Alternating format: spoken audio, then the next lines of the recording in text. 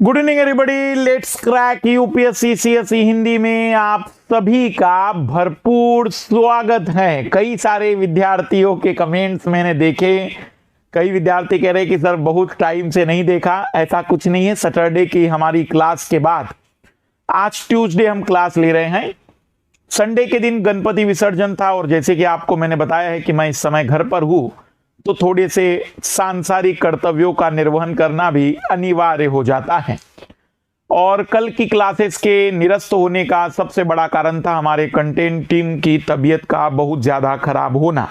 अभी भी तबीयत ठीक नहीं है, लेकिन फिर भी कंटेंट टीम ने पूरी तरह से सपोर्ट करते हुए कहा कि नहीं सर, आज थोड़ी बहुत क्लासेस शुरू हो जानी चाहिए। तो आज हम दो चीजों को कंप्लीटली कवर करेंगे। आज हम सीसेट को कंप्लीट करेंगे, क्योंकि सीसेट में मैंने इसके पहले वाली क्लास में मैथ्स में बाय ऑप्शन हम कैसे आंसर निकाल सकते हैं उस पर चर्चा की थी। आज हम बातचीत करेंगे यूनिटरी मेथड से कैसे आंसर निकालते हैं, और आज ही हम बातचीत करेंगे कि कॉमन सेंस के बेसिस पर भी मैथ्स के आंसर कैसे निकाले जाते हैं। आज शाम को 7:30 बजे मैंने वीकली करंट अफेयर रुकवा दिया है। मंथली करंट अफेयर जो जुलाई वाला बचा है उसे कंप्लीट कर लेते हैं। तो जैसे कि हमारी जो सीरीज थी, उस सीरीज के अकॉर्डिंग मैं आप लोगों को याद दिला दूं कि हमने जैसा वादा किया था कि जनवरी 2020 से लेकर जुलाई 2021 तक का करंट अफेयर मंथली आपको उपलब्ध करा देंगे। तो आज उसका अंतिम वीडियो आएगा, ये भी कंप्लीट हो गया। अंतिम वीडियो आज आ जाएगा, मतलब अंतिम पार्ट उसका आज आ जाएगा। और जैसे मैंने आप लोगों से वादा किया था कि सीसेट में मैं आप लोगों के लिए लेकर आऊंगा प्रहार सीरीज, जो अंतिम रूप में तैयारी करने का मकसद होगा, जिसमें लगभग हम 7 से लेकर 8 टॉपिक हम रीजनिंग के कवर करेंगे। कॉम्प्रेंशन और मैथ्स के लिए मैंने थोड़ी सी स्ट्रेटजी बस इतनी बदल दी है कि कोई टॉपिक नहीं करवाया, क्योंकि कई सारे विद्यार्थियों से मैंने डिस्कशन किया तो उन्होंने मुझसे यही कहा था कि सर वो 1-2 टॉपिक से ज्यादा बढ़िया है कि आप हमें वो जनरल मेथड बता दीजिए जिसके बलबूते हम 3-4 प्रश्न हल कर सके। तो मैथ्स में हमारी जो जनरल मेथड्स है वो आज हम कंप्लीटली कवर कराएंगे। तो 2 चीजें कवर हो गई। अब मेरी तरफ जिम्मेदारी 2 चीजों की है। एक तो हमारी आरंभ है प्रचंड सीरीज चल रही थी, जिसमें हम अभी तक 2017 के प्रश्न पत्र पर पहुंच चुके हैं। 2017 में एक वीडियो 51 प्रश्न से लेकर 100वें प्रश्न तक के प्रश्न आने बाकी हैं। 2018 बाकी हैं और 2019, क्योंकि 2020 ऑलरेडी हम डिस्कस कर चुके हैं जब पेपर कंप्लीट हुआ था उसी समय। तो कल से आरंभ है प्रचंड, 5 बजे आना शुरू होगा। एग्जाम रस पर आरंभ है प्रचंड की सीरीज चलेगी। और कल से ही मैराथन शुरू हो जाएगा। कल से ही मैराथन की क्लासेस 7:30 बजे स्टार्ट होगी।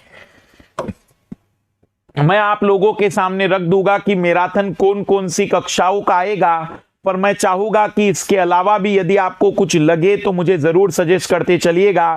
प्रीलिम्स 2021 लगभग 8 अक्टूबर तक, 9 अक्टूबर भी पकड़ सकते हैं आप लोग, कंटिन्यूअसली मैराथन क्लासेस चलेगी। अब डेली एक मैराथन क्लासेस का मैं पूरा प्रयास करूंगा कि डेली एक मैराथन क्लासेस हमारी रहेगी ही।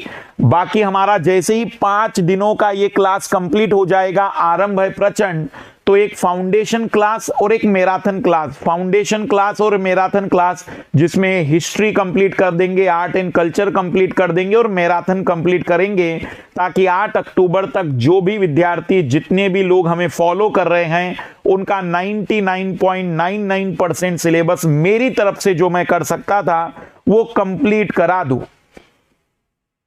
बिल्कुल वो एमसीक्यू भी मैराथन सीरीज में ही आएंगे। मैं बता दूंगा कि मैराथन में हम क्या क्या कवर करेंगे। एग्जाम रस को जरूर सब्सक्राइब कर दीजिएगा, क्योंकि कल से 5 बजे की क्लास इस चैनल पर होगी। आरंभ है प्रचंड वाली। अपनी तैयारी की शुरुआत करिए भारत की सबसे बड़ी टीम के साथ। और जैसे कि मैंने आपसे कहा है कि इस समय आपके पास एक बेनिफिट है कि आप प्लस और आइकॉनिक 2 तरीके के सब्सक्रिप्शन ले सकते हैं। दोनों ही जगह पर MK लाइव रिफर कोड आप 10% डिस्काउंट के लिए यूज कर सकते हैं। ऑप्शनल में भी अब आप पॉलिटिकल साइंस आईआर के लिए ऑप्शनल के लिए अगर आप सब्सक्राइब करना चाहते हैं तो 22 अक्टूबर से हम लेकर आ रहे हैं कई सारे नए बैचेस, कई सारे नए बैच 22 सितंबर से बन रहे हैं, आप उन्हें भी ज्वाइन कर सकते हैं। और 22 अक्टूबर से हमारा फाउंडेशन बैच आ रहा है जिसे आप ज्वाइन करिए। मैं आपको पहले तो बता दूं कि मैं मैराथन कौन कौन से लेने वाला हूं, उन मैराथनों की सीरीज मैं आप लोगों के सामने रख दे रहा हूं, सभी लोग नोट कर लीजिएगा। ये 2021 के लिए हमारी मैराथन कक्षाओं का पूरा शेड्यूल है। डेली 1 या 2 मैराथन क्लास में लूंगा। तो जैसे कि मैं शुरुआत कर रहा हूं आर्ट एंड कल्चर, कला और संस्कृति, सीक्वेंस ये नहीं रहेगा, ये मैं बस आपको बता दे रहा हूं कि इन पर मैराथन क्लास आएगी। आर्ट एंड कल्चर पर मैराथन क्लास आएगी, प्राचीन भारत के इतिहास पर एक मैराथन क्लास आएगी, प्राचीन भारत के इतिहास पर एक मैराथन क्लास आएगी, मध्यकालीन भारत के इतिहास पर एक मैराथन क्लास आएगी, मध्यकालीन भारत का इतिहास। चौथा जो क्लास आएगा वो मॉडर्न हिस्ट्री, आधुनिक भारत, आधुनिक भारत।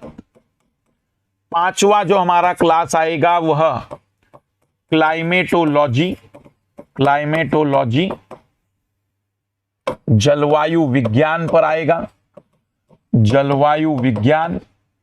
नेक्स्ट क्लास हमारा आएगा भू आकृति विज्ञान पर। ये सब मैराथन रहेंगे रिवीजन के दृष्टिकोण से। भू आकृति विज्ञान पर हमारा क्लास रहेगा। कहीं से कहां तक इसका मकसद, आप ये मत सोचिएगा कि हम बिल्कुल बेसिक से पढ़ाएंगे रिवीजन, क्योंकि अब बेसिक हो चुका है। जियोमार्फोलॉजी पर क्लास आएगा, जियोमार्फोलॉजी पर क्लास आएगा। फिर उसके बाद हम इसी में कवर करेंगे ओशिनोग्राफी, ओशिनोग्राफी पर एक क्लास आएगा। फिर हमारा क्लास आएगा, आपको इसी में मिलेगा इंडियन ज्योग्राफी पर, इंडियन ज्योग्राफी पर। फिर हमारा क्लास आएगा पॉलिटी पर, पॉलिटी पर। हमारा क्लास आएगा इकोनॉमिक्स पर। और यदि कोई मैराथन हम ले चुके हो अभी इसी साल तो मैं उसके बारे में बता दूंगा कि आपको मैराथन ऑलरेडी कंप्लीट कर चुके हैं। इकोलॉजी इन्वायरमेंट पर, इकोलॉजी एंड इन्वायरमेंट पर। इकोलॉजी इन्वायरमेंट मैंने वैसे कवर करा है, लेकिन मेरे हाथ में एक बहुत खूबसूरत नोट्स आया है और मैं उस नोट से बहुत प्रभावित हूं, मतलब मुझे बहुत बढ़िया लगा है, तो वो नोट्स का मैं मैराथन कवर कराना चाहता हूं इकोलॉजी इन्वायरमेंट में। साइंस एंड टेक्नोलॉजी पर एक मैराथन क्लास आएगा, साइंस एंड टेक्नोलॉजी पर। सामान्य विज्ञान, जनरल साइंस पर भी एक मैराथन क्लास आएगा। उसके बाद यदि मैं आपसे कहूं तो फिर हमारे आएंगे 365 करंट अफेयर की क्लासेस। 4 मैराथन इसमें आएंगे। एक तो आएगा इकोनॉमिक्स पर, एक आएगा इकोनॉमिक्स पर, एक आएगा इकोलॉजी एंड इन्वायरमेंट पर, इकोलॉजी एंड इन्वायरमेंट पर। एक हमारा इसी में आएगा जो भी सरकार की योजनाएं, योजना और कानून जो भी बनाए गए होंगे सरकार के द्वारा, कानून और नीतियों पर। और चौथे में हम अन्य मिसलेनियस को कवर कर लेंगे, जिसमें साइंस एंड टेक्नोलॉजी, इन चीजों को कवर करेंगे। फिर हमारी जो मैराथन क्लासेस 3 आएगी वो आएगी इंडियन ईयर बुक पर, इंडियन ईयर बुक, जो कि आप जानते हैं कि कई बार बहुत इंपॉर्टेंट हो जाती हैं। इंडिया ईयर बुक पर हमारी मैराथन क्लास आएगी। 15 मैराथन क्लासेस का अभी तक मेरे पास माइंड सेट में प्लानिंग है, पर इसके अलावा जैसे मैं सोच रहा हूं कि बीच में मैं कुछ महत्वपूर्ण संविधान संशोधन, महत्वपूर्ण जो भी आर्टिकल्स होते हैं, कुछ संक्षिप्त में एक नजर देख लिया जाए। उस सीरीज का नाम ही रहेगा एक नजर में। मैं अभी से बता दूं कि हमारी जो मैराथन सीरीज आने वाली है उस सीरीज का नाम होगा एक नजर में, उस सीरीज का नाम ही रहेगा एक नजर में।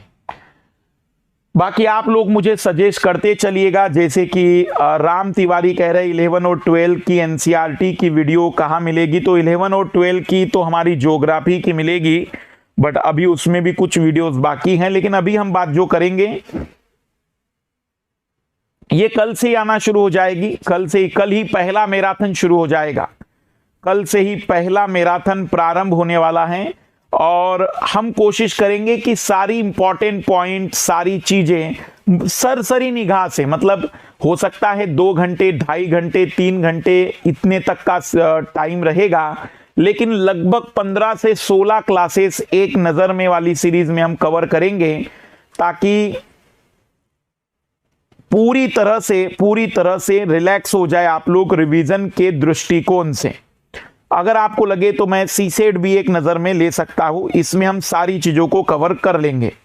तो आइए मैं अब आपके सामने चीजों को रख रहा हूं, इसका टेंशन फ्री रहिएगा। हाँ, एमसीक्यू वाला, एमसीक्यू पर भी मेरा एक मूड है कि लगभग 200 एमसीक्यू प्रश्न मैं जरूर लेना चाहूंगा, पर यदि आप लोग इससे भी ज्यादा सवाल चाहते तो मैं 10 सवालों की टेस्ट सीरीज ले रहा हूं। आप लोगों ने सुना होगा अनअकैडमी, जो हमारी टेस्ट सीरीज, मैंने आपको कई बार भी बताया है कि इस टेस्ट सीरीज को भी जरूर देखते चलिएगा।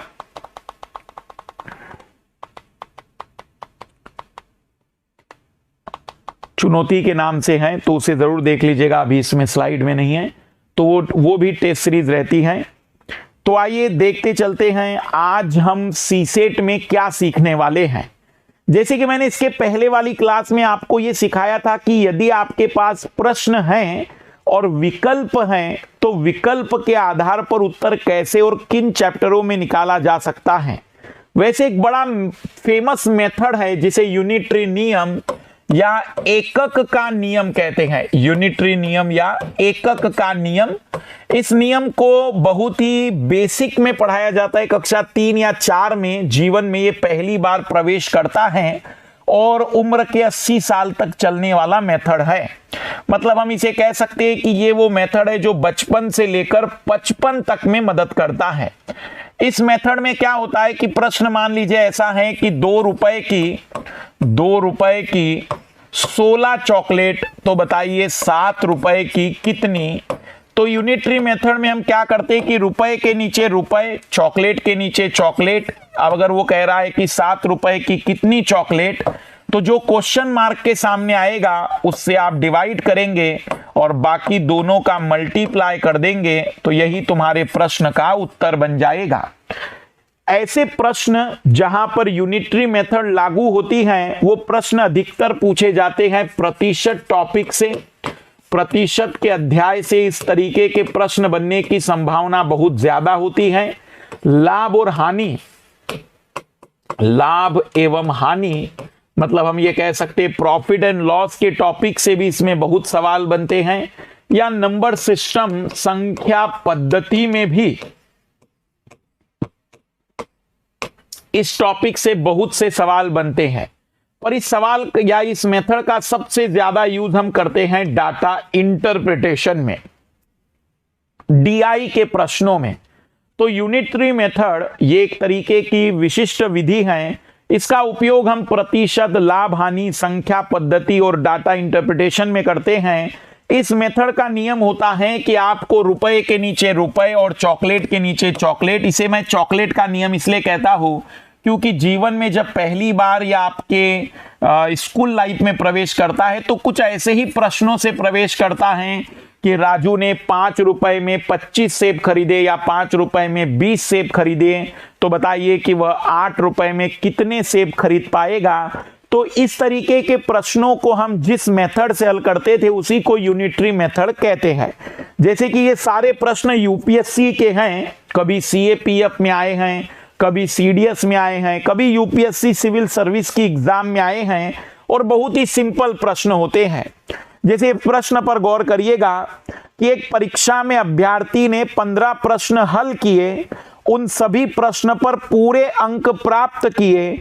यदि उसे कुल 60% अंक प्राप्त हो तो इस परीक्षा में कुल प्रश्नों की संख्या बताइए। अब जरा शब्द पर गौर करिएगा।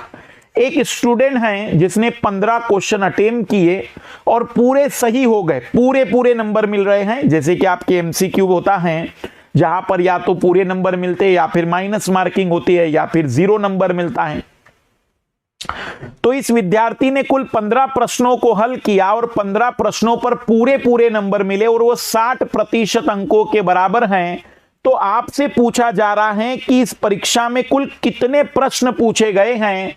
तो बहुत ही सिंपल सा नियम ये है कि अच्छा 15 प्रश्न पर 60% अंक है भाई। 60% जो अंक थे वो 15 प्रश्नों पर बांटे गए हैं। तो फिर सभी प्रश्न यदि समान अंक के हैं तो ये 100% अंक कितने प्रश्नों पर बांटे गए होंगे। आप इसे ऐसे भी बना सकते हैं, उससे कोई दिक्कत नहीं कि 60% अंक 15 प्रश्नों पर थे तो 100% अंक कितने प्रश्नों पर होंगे। क्वेश्चन मार्क के सामने की वैल्यू डिवाइड करेगी और बचे हुए का मल्टीप्लाई करेगा। यूपीएससी का ये प्रश्न आप लोग देखेंगे कि कई बार यूपीएससी ने इसे रिपीट किया है। हम कहेंगे कि कुल 25 प्रश्न इस प्रश्न पत्र में पूछे गए होंगे, क्योंकि 15 प्रश्नों को हल करने पर हमें 60% अंक मिले हैं। 15 प्रश्नों को हल करने पर हमें कुल 60% अंक मिले हैं। तो फिर 100% अंकों के लिए 25 प्रश्न होंगे। मुझे बताइए क्या ये बहुत बहुत टिपिकल सा गणित है?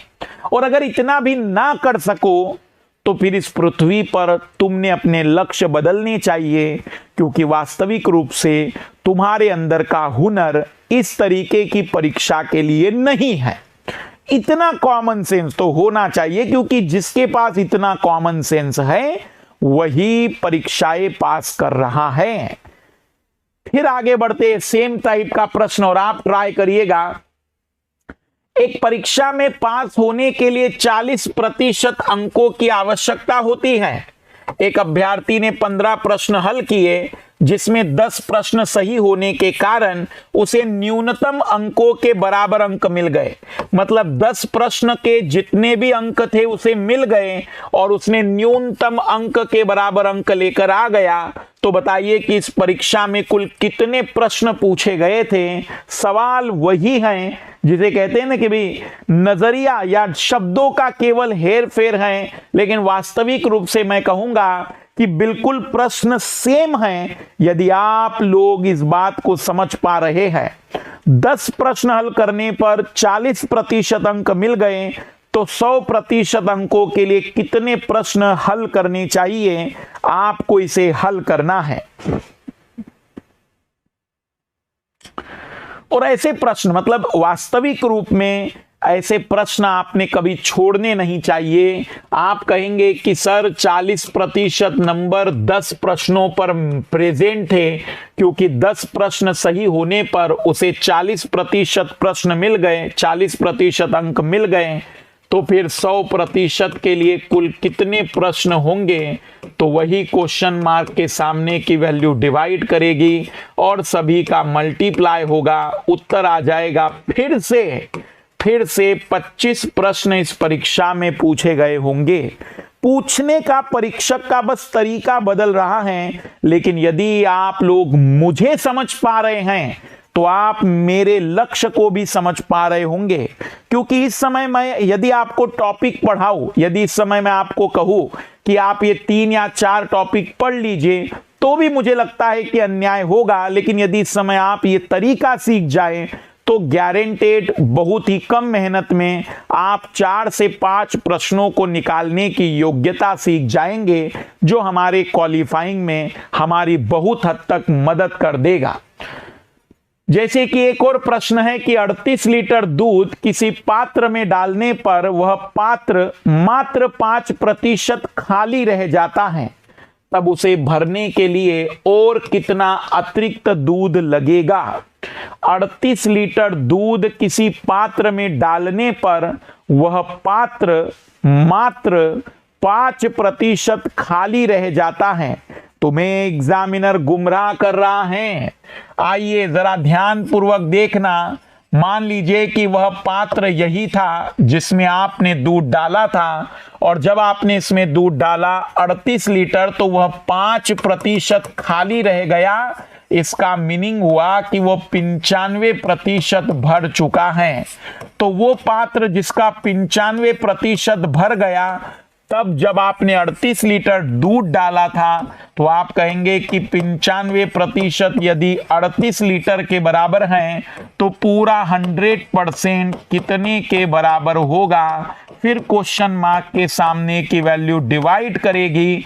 19 से कैंसिल किया तो 5 बार, 2 बार 20, 40 लीटर का ये पात्र है। 38 लीटर आप दूध डाल चुके हैं और अतिरिक्त कितना दूध लगेगा यदि आपको इस पात्र को भरना है। 100% यदि यह पात्र भरना है तो 40 लीटर दूध की जरूरत पड़ेगी। ऑलरेडी आप 20 लीटर डाल चुके हैं।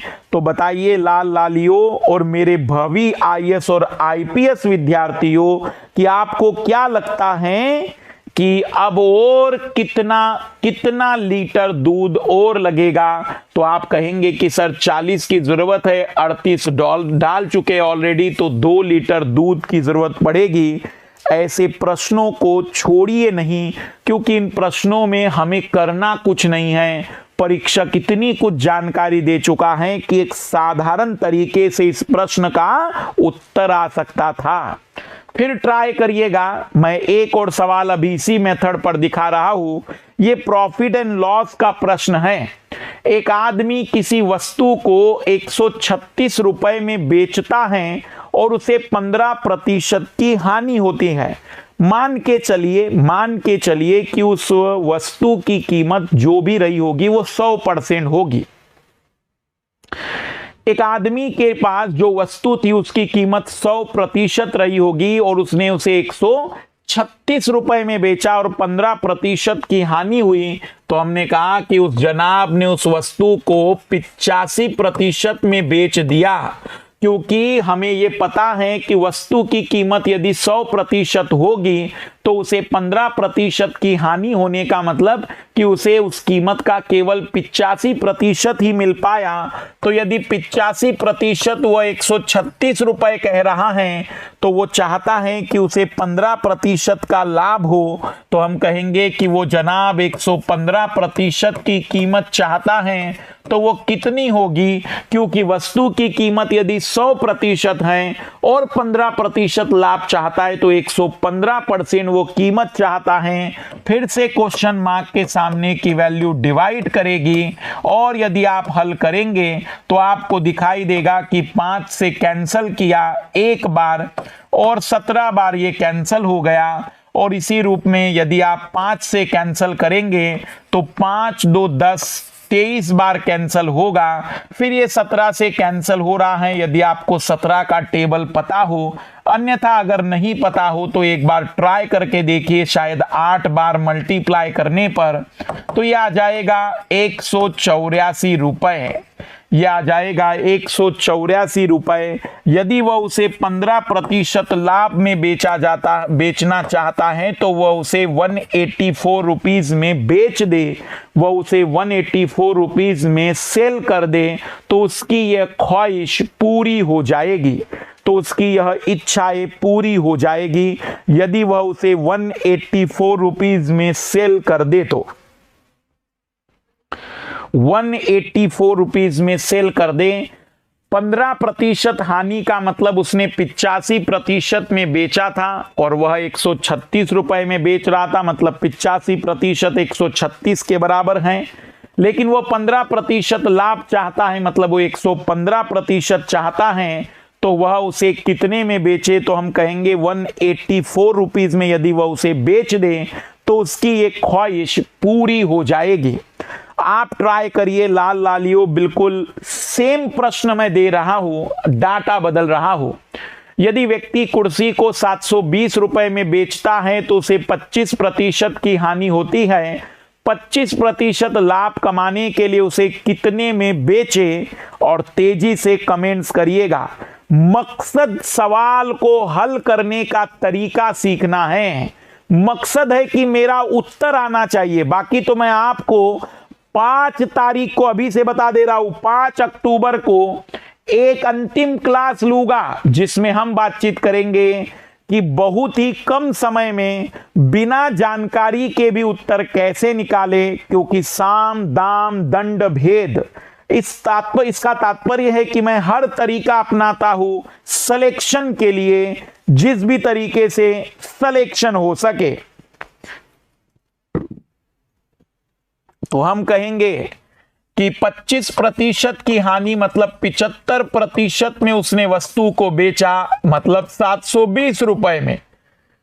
वह उसे 125% में बेचना चाहता है, तो कीमत कितनी होगी भाई?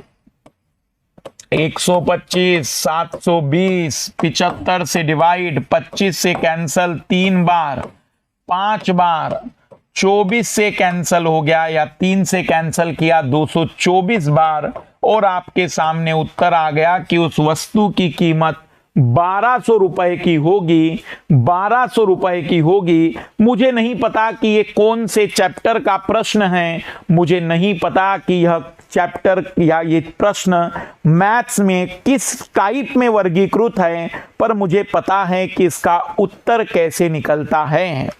जैसे मैं आपको एक टिपिकल सवाल अभी इसी मेथड से हल करके दिखा रहा हूं, जैसे कि मैंने आपको प्रतिशत के सवाल हल करके दिखाए, लाभ हानि के प्रश्न हल करके दिखाए। एक कठिन सवाल देखते जो नंबर सिस्टम का है। बाल दिवस पर एक विद्यालय में 175 बच्चों को मिठाई बांटने का कार्यक्रम रखा गया, लेकिन वास्तव में उस दिन 35 बच्चे अनुपस्थित थे, जिसके कारण प्रत्येक बच्चे को 4 मिठाई अतिरिक्त बांटी गई। तब यहां कुल कितनी मिठाइयां वितरण के लिए मंगवाई गई थी?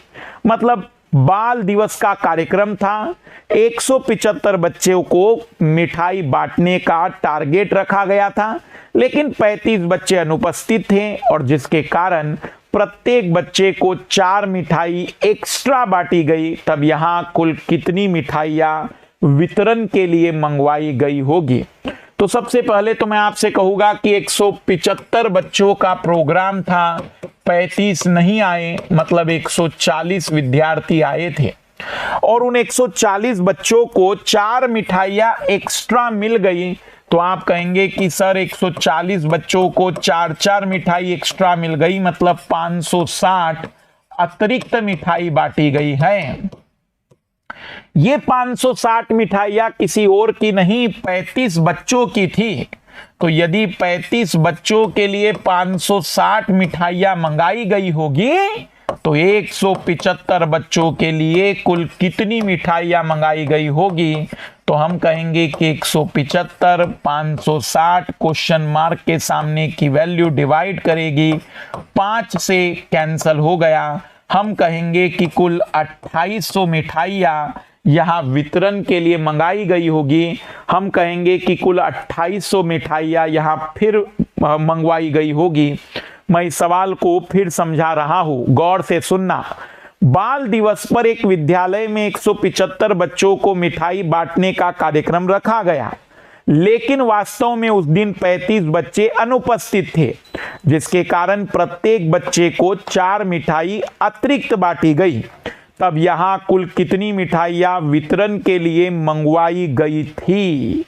तो हमने कहा कि भाई 35 बच्चे एब्सेंट है, मतलब 140 मिठाइयां यदि मंगवाई गई होगी, 140 बच्चे यदि आए होंगे और 4-4 मिठाई बांटी गई, तो 560 मिठाई तो एक्स्ट्रा मिली है बच्चों को, एक्स्ट्रा।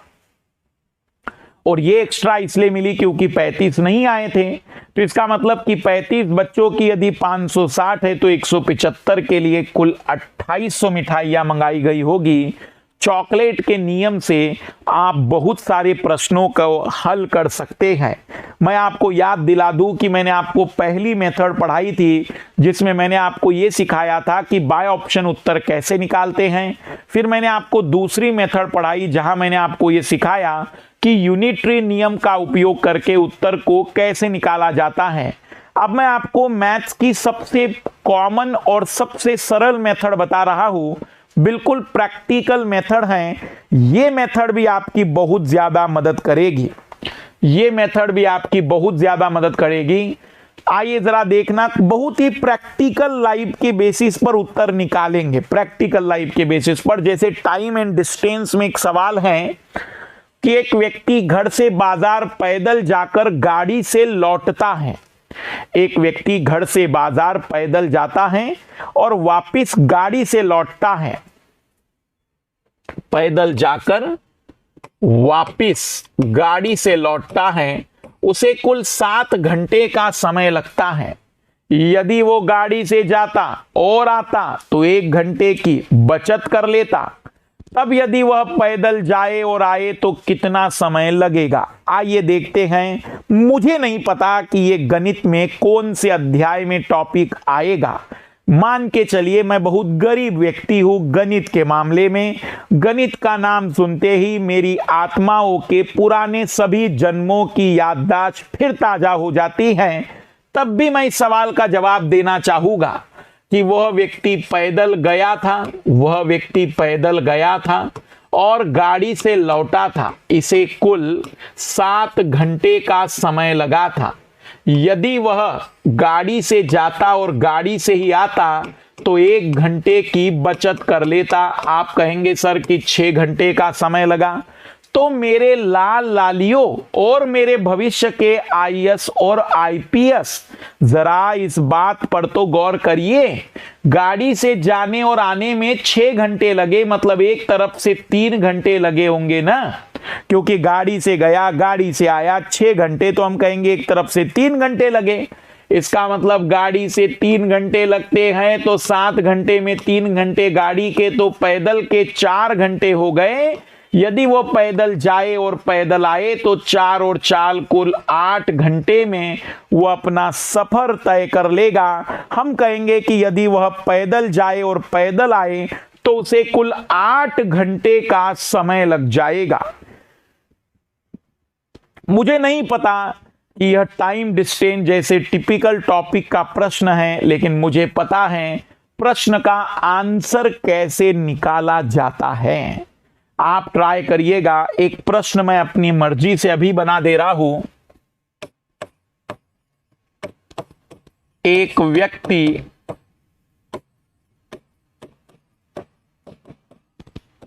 घर से बाजार पैदल जाकर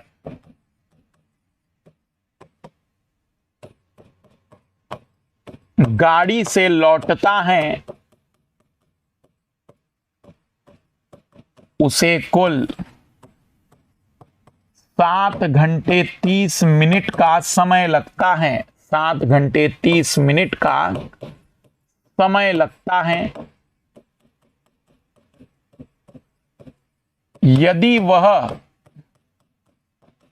गाड़ी से जाता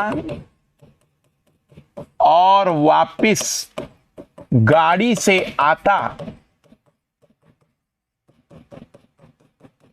तो 1.5 घंटे की बचत कर लेता। 1.5 घंटे की बचत कर लेता।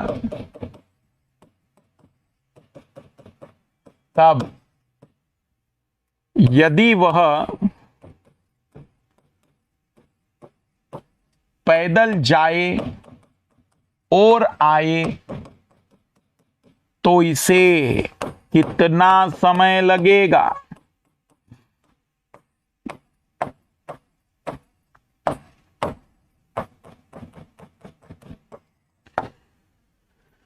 तो उसे कितना समय लगेगा? यदि वह पैदल जाए और पैदल आए तो उसे कितना समय लगेगा?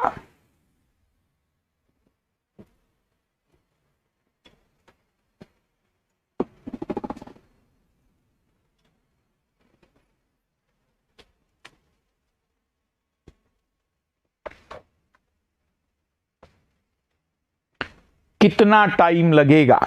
और बहुत प्रैक्टिकल चलिए, मतलब कुछ ऐसा तनाव मत लीजिए जैसे हम बहुत ही व्यवहारिक प्रश्न हल कर रहे होते हैं। बिल्कुल प्रैक्टिकल ही आप सोचेंगे तो आप देखेंगे कि उत्तर सामने है कि वह पैदल गया, गाड़ी से आया, कुल 7.5 घंटे का टाइम लगा। यदि वह गाड़ी से ही जाता और गाड़ी से ही आता तो वह 1.5 घंटे की बचत, मतलब 6 घंटे, तो 3 घंटे, 3 घंटे, यहां 3 घंटे, तो यहां 4.5 घंटे की बात आ जाएगी। तो यदि वह पैदल जाएगा और यदि पैदल ही आएगा तो 4.5 घंटे जाने के, 4.5 घंटे आने के, उसे कुल 9 घंटे का समय लग जाएगा।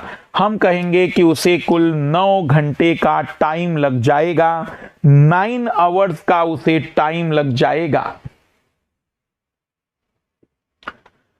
एक और बढ़िया प्रश्न है, ऐसे प्रश्न आप छोड़िए नहीं, थोड़ा कॉमन सेंस, थोड़ा सा जिंदगी में प्रैक्टिकल जीवन यापन करने का तरीका। जैसे प्रश्न यूपीएससी 2011 का है। एक माली 1000 पेड़ों को इस प्रकार लगाना चाहता है कि प्रत्येक पंक्ति में पेड़ों की संख्या तथा पंक्तियों की संख्या समान रहे। मतलब यदि एक पंक्ति में 3 पेड़ लगाएं तो पंक्तियां भी 3 लगनी चाहिए। यदि एक पंक्ति में 4 पेड़ लगाएं तो पंक्तियां भी 4 लगनी चाहिए। यदि एक पंक्ति में 5 पेड़ लगाएं तो पंक्तियां भी 5 लगनी चाहिए। उसका लक्ष्य जितने पंक्ति में पेड़ लगेंगे उतनी ही पंक्तियां होगी। तब उसे कितने और अतिरिक्त पेड़ लगेंगे इन 1000 पेड़ों को लगाने के लिए, मतलब और कितने एक्स्ट्रा पेड़ लगेंगे। तो आइए जरा प्रैक्टिकल चलते हैं कि भाई ऐसा प्रश्न तो हमें किसी ने पूछा ही नहीं और हमने किसी किताब में देखा ही नहीं। तो हम बहुत व्यवहारिक चलते हैं। माना कि वह प्रत्येक पंक्ति में यदि 3 पेड़ लगाए तो 3 पेड़ों की 3-3 पंक्तियां लगानी पड़ेगी। 3 पंक्ति जब लगाएगा तो कुल 9 पेड़ लगेंगे।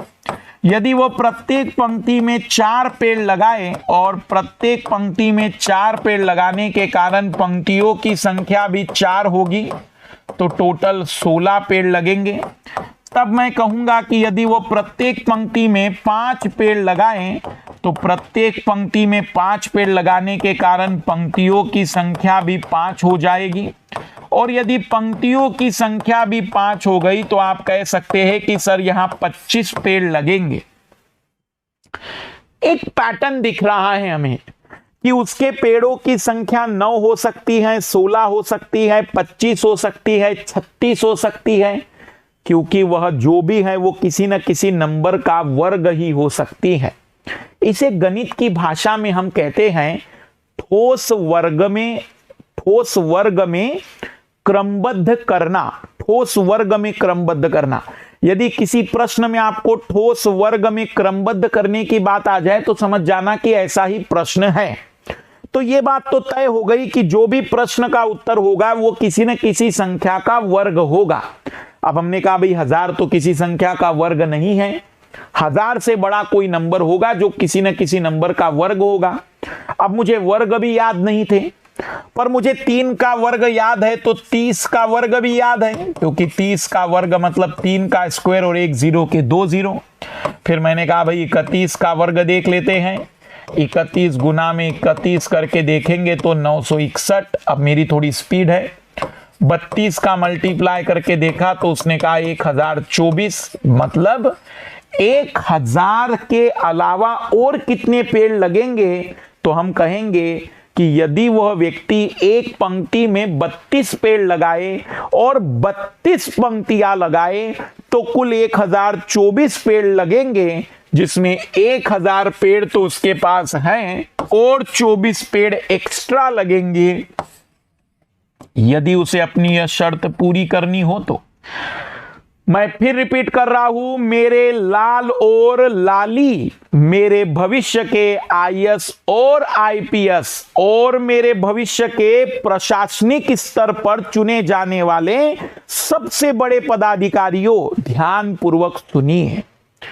प्रैक्टिकल करके देखिए ना, छोटे छोटे 1000 पेड़ तक पहुंचने की कोशिश करने से पहले छोटा सा ट्राई करके देखिए। 3-3 पंक्तियां, 4-4 पंक्तियां, 5-5 पंक्तियां, कुछ तो आएगा, कुछ तो दिमाग चलेगा। छोटे छोटे प्रैक्टिकल से शायद उत्तर निकल जाए। अब आप कहेंगे सर हम ये ऐसा कितनी बार करेंगे? कितनी बार नहीं करना पड़ता है, 1 या 2 बार में आइडिया लग जाता है। मैं आपको ये कब कह रहा हूं, आपने रीजनिंग ट्राई किया 2 घंटे के पूरे पेपर में और आपका रीजनिंग लगभग 50 मिनट में कंप्लीट हो गया। अगले आधे घंटे में 40 मिनट में आपने कॉम्प्रेंशन भी पूरी ताकत से कर ली है। अब आपके पास बड़े मुश्किल से आधे घंटे का टाइम बचा है और उस आधे घंटे में आप चाहते हैं कि सर किसी तरीके से 6-7 प्रश्न हल कर दीजिए, तो फिर वहां पर आपको मधुकर कोटवे का चिंतन करना पड़ेगा। कहीं कहेंगे कि सर कैसी कैसी बातें कर रहे हैं, बिल्कुल करना पड़ेगा। चिंतन करने का मतलब मुझे याद करिए और याद करिए कि मास्टर ने क्या बताया था। बाय ऑप्शन उत्तर निकालेंगे कैसे, बाय ऑप्शन नहीं तो यूनिटरी मेथड से कैसे हल करेंगे, यूनिटरी मेथड नहीं तो प्रैक्टिकल करके हल करेंगे, प्रैक्टिकल नहीं तो तुक्का लगाने का तरीका मास्टर ने सिखाया है। कुछ तो करेंगे। तो उन समय में आपको मैं बता दूंगा, उसी समय में आपको बता दूंगा कि इसका उत्तर ऐसे निकालोगे।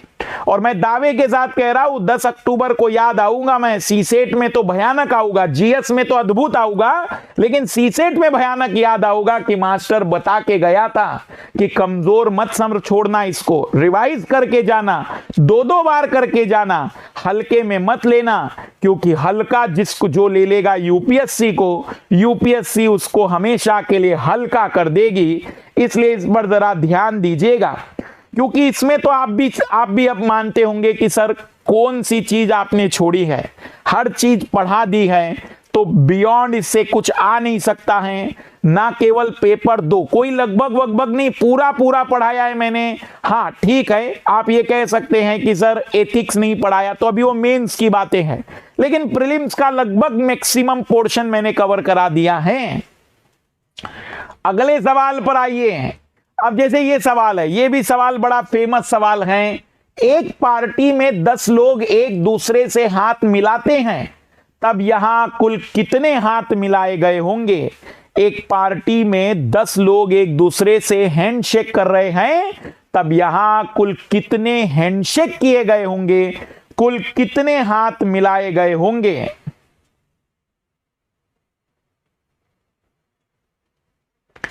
नंबर ऑफ हैंडशेक, ठीक है, परमुटेशन कॉम्बिनेशन का सवाल है, ठीक है, लोगों के पास इस सवाल की ट्रिक्स हैं, n(n-1/2) और वो बड़े आसानी से n की वैल्यू 10 रखकर उत्तर निकाल देंगे। मुझे नहीं पता कि ऐसा भी कोई फार्मूला होता है। मैं गणित का एक गरीब विद्यार्थी हूं जो लड़ रहा है गणित से अपने सिलेक्शन के लिए, जो जीतना चाहता है उस गणित को, ताकि उसके सिलेक्शन में ये अवरोध ना बने। तो आइए जरा देखते प्रैक्टिकली कैसे हल करना चाहिए था। प्रैक्टिकली आपने उन 10 लोगों के नाम लिख दिए आप लोगों ने। यदि तो मुझे बताइए कि हाथ मिलाने में मैं शर्मा जी से हाथ मिलाऊं, कोई व्यक्ति है शर्मा जी, या शर्मा जी मुझसे हाथ मिलाए, बात तो एक ही है कि एक हाथ मिलाया गया। हाथ मिलाना हो या गले मिलना हो, बात एक ही है। तो 2 लोग जब मिलेंगे और एक घटना होगी तो लगभग ऐसी ही बात आएगी। तो मैंने कहा जनाब ए जरा आप हाथ मिलाइए, तो ए बाहर आया और ए ने कुल 9 लोगों से हाथ मिलाए।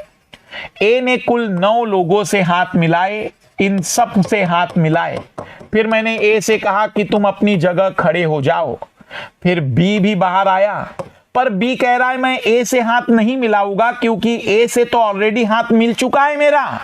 तो मैंने कहा तुम सी से मिलाकर आ जाओ, डी से मिलाकर आ जाओ, ई से हाथ मिला लो, एफ से हाथ मिला लो, जी से हाथ मिला लो, एच से, आई से, जे से। तो फिर बी ने कहा मैं कुल 8 लोगों से हाथ मिलाऊंगा। हमने कहा बी ठीक है, तुम अपनी जगह खड़े हो जाओ। अब सी से मैंने कहा, तो सी कह रहा है कि मैं ए और बी से हाथ नहीं मिलाऊंगा।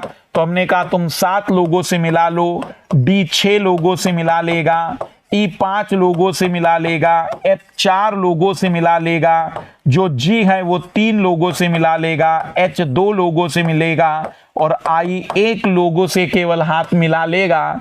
हमने इन सब को जोड़ दिया और उत्तर बता दिया कि यहां कुल 45 हाथ मिलाए जाएंगे।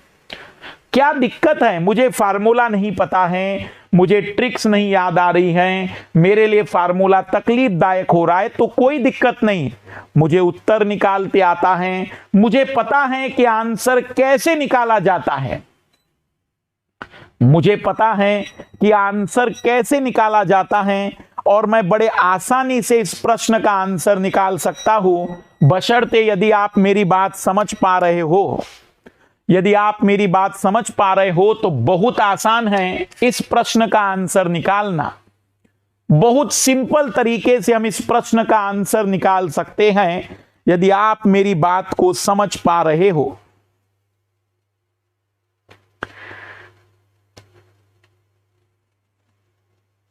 ट्राई करिए। इसी के जैसा एक और प्रैक्टिकल सवाल दे रहा हूं मैं, आप ट्राई करिएगा। प्रथम 100 सम संख्याओं का औसत ज्ञात कीजिए। पहली 100 सम संख्याओं का औसत ज्ञात करना है। पहली 100 का मतलब 2, 4, 6, 8, 10 और इसी तरीके से पहली 100 संख्याओं का औसत ज्ञात करना है। Determine the average of first 100 even numbers. पहली 100 सम संख्याओं का औसत क्या होगा लाल लालियों? पहली 100 संख्याओं का एवरेज क्या होगा? आपसे पूछा जा रहा है average of first 100 even number.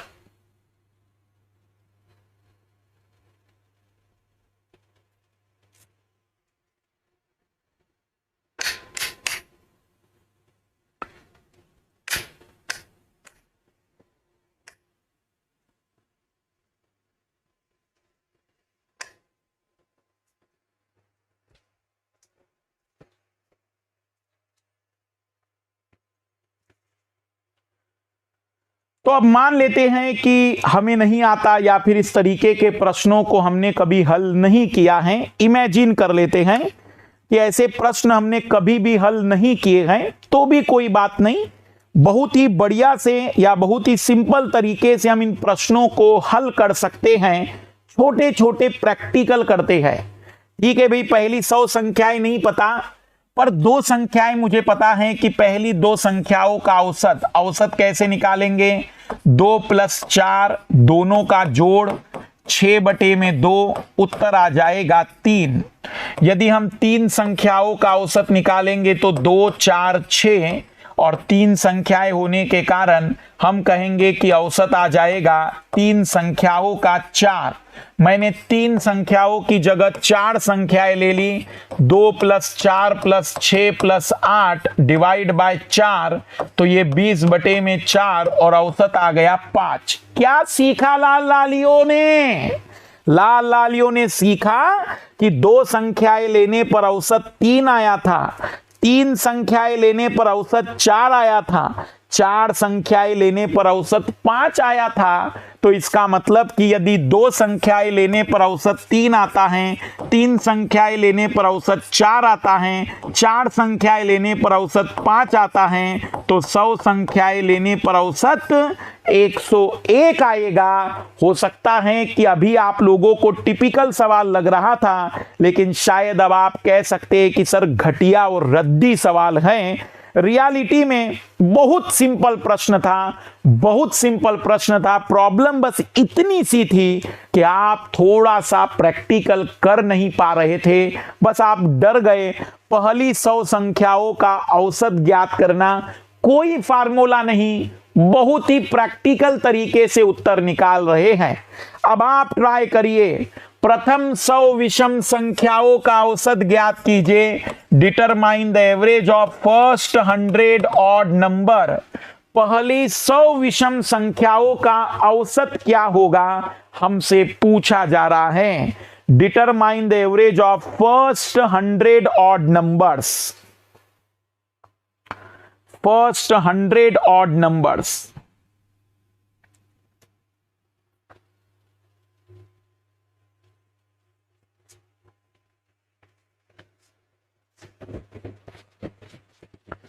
अब ये विषम संख्याएं हैं, विषम। प्रैक्टिकल करिए, तुक्के मत लगाइए। अब तो तुक्के मत लगाइए, बहुत ही प्रैक्टिकल जीवन जिए।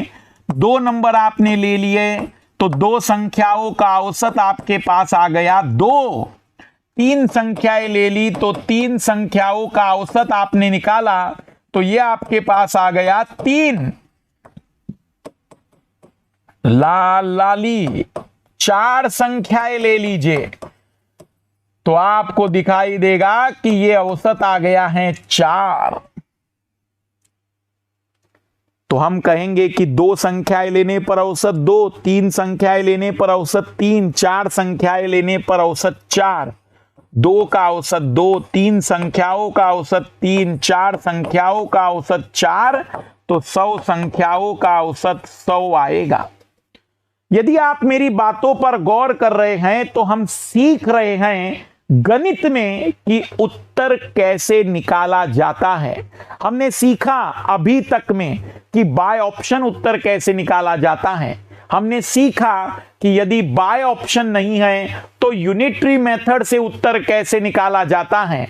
हमने सीखा कि यदि यूनिटरी मेथड भी नहीं है तो हमने जानने की कोशिश की कि प्रैक्टिकल करके कैसे उत्तर तक पहुंचा जाता है। कई जगह प्रश्न बहुत आसानी से हल किए जा सकते हैं, बशर्ते आप उस प्रश्न को थोड़ा सा सिंपल सोचकर तो देखिए।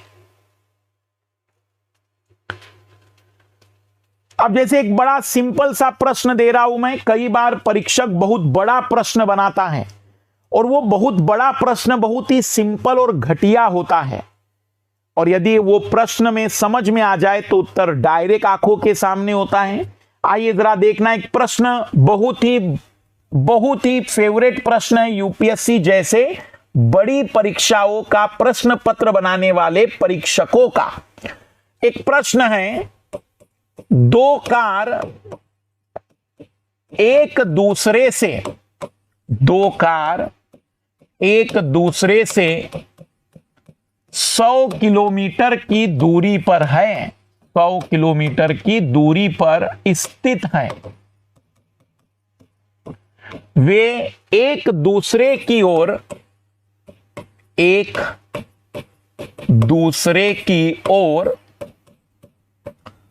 क्रमशः 20 किलोमीटर प्रति घंटा और 30 किलोमीटर प्रति घंटे की चाल से चलती है। एक पक्षी जो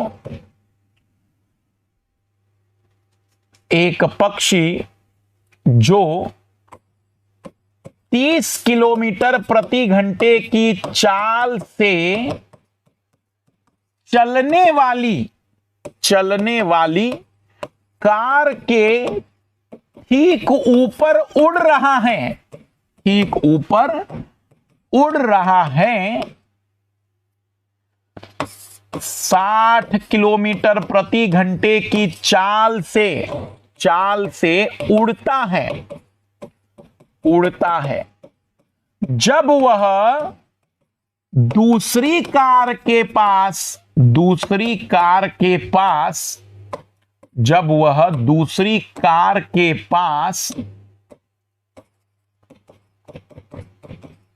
पहुंचता है। रुकना, अभी थोड़ा लाल लियो, थोड़ा ठहरो, प्रश्न बहुत कठिन नहीं है, रुकना, बड़ा मजेदार प्रश्न है ये।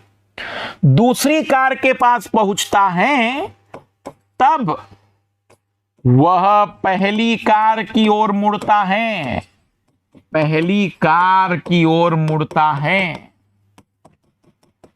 जब पहली कार के पास पहुंचता है,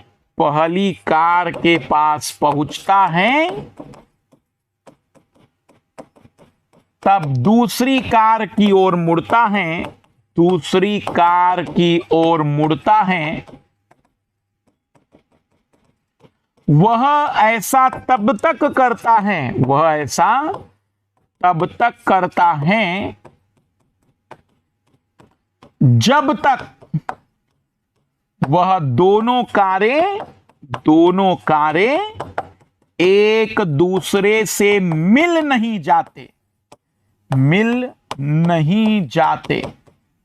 वह ऐसा तब तक करता है जब तक दोनों कारें एक दूसरे से मिल नहीं जाते। घबराओ नहीं, मैं अभी और समझा दे रहा हूं। ये 2 कार हैं जो एक दूसरे से 100 किलोमीटर की दूरी पर हैं।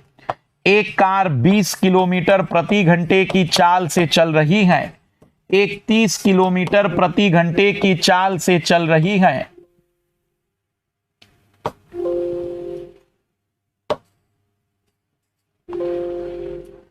और एक पक्षी है जो ठीक इसके ऊपर है और उड़ रहा है। जब वो यहां पहुंचता है, ये दोनों कारें भी चल रही हैं।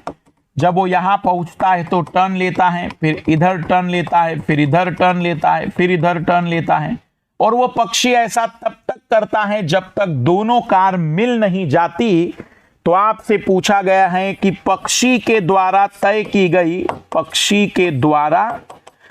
की गई दूरी ज्ञात कीजिए। तय की गई दूरी ज्ञात कीजिए। पक्षी के द्वारा तय की गई दूरी ज्ञात कीजिए। स्टार लगा दीजिए लाल लालियो। अंदर से अंतरात्मा कह रही है कि कट पेस्ट होगा, ये तैयार रहिएगा। हो सकता है कि जल्द ही आपको ये सवाल आपके एग्जाम हॉल के पेपर में मिल जाएं और फिर आप अचरज करें कि मधुकर सर को पहले से ही कैसे पता चल गया।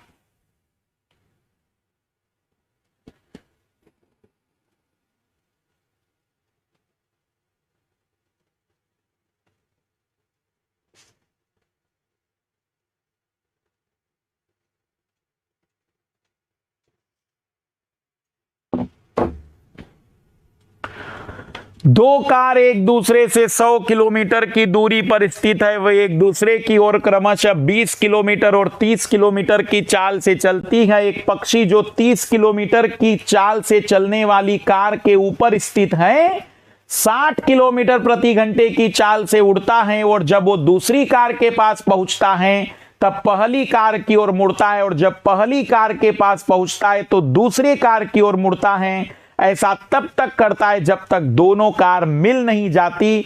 डाटा बदलेंगे लेकिन प्रश्न यही आने वाला है। अब जरा गौर से सुनिएगा, इधर ध्यान देना। बस आप लोग मुझे इतना बताना कि ये 100 किलोमीटर का गैप है। एक गाड़ी एक घंटे में 20 किलोमीटर कवर करेगी, एक गाड़ी अगले घंटे इसी घंटे में 30 किलोमीटर कवर करेगी। तो वो दोनों गाड़ियां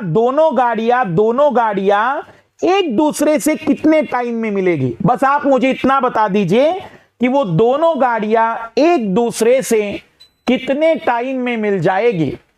वो कितने टाइम में दोनों गाड़ियां एक दूसरे से मुलाकात करेगी, कितने समय में दोनों गाड़ियों की मुलाकात होगी। बस आप मुझे इतना बता दीजिए। बहुत बढ़िया। अधिकतर आईएएस और आईपीएस और भविष्य के अधिकारी कह रहे हैं कि सर 2 घंटे में मिलेगी। 2 घंटे में मिलेगी ना? तो ये जो पक्षी हवाबाजी कर रहा है ना, ये 2 घंटे तक ऐसी हवाबाजी करेगा। और तुम्हारा परीक्षक बता चुका है कि उसकी उड़ने की चाल 60 किलोमीटर प्रति घंटा है। हर घंटे वो 60 किलोमीटर उड़ जाता है। वो कैसा उड़ना चाहता है मुझे उससे कोई मतलब नहीं, पर वो करीब 2 घंटे तक उड़ेगा। और अगर वो करीब 2 घंटे तक उड़ेगा तो 60 किलोमीटर प्रति घंटे की चाल से इस 2 घंटे में 120 किलोमीटर की दूरी तय करेगा। मैं कहूंगा कि पक्षी के द्वारा तय की गई दूरी 120 किलोमीटर की है। बस इतना ही प्रश्न का उत्तर था। जितना प्रश्न आप लोगों को अद्भुत लग रहा था उतना वो अद्भुत नहीं था। बस लॉजिक ये था कि ये पक्षी ऐसा तब तक करता है जब तक कि दोनों कार एक दूसरे से मिल नहीं जाती। पक्षी के द्वारा तय की गई दूरी कितनी होगी? तो ये दोनों कार 2 घंटे में मिल जाएगी। और 2 घंटे में क्योंकि दोनों कारें एक 20, एक 30, 50 किलोमीटर एक घंटे में वो तय कर लेंगे, तो 2 घंटे में 100 किलोमीटर तय कर लेंगे। अगर 2 घंटे में 100 किलोमीटर तय कर लेंगे तो इसका मतलब यह बात पूरी तरह से क्लियर हो गई कि यह पक्षी 2 घंटे तक उड़ेगा और 2 घंटे में यह पक्षी कुल 120 किलोमीटर की दूरी तय कर लेगा।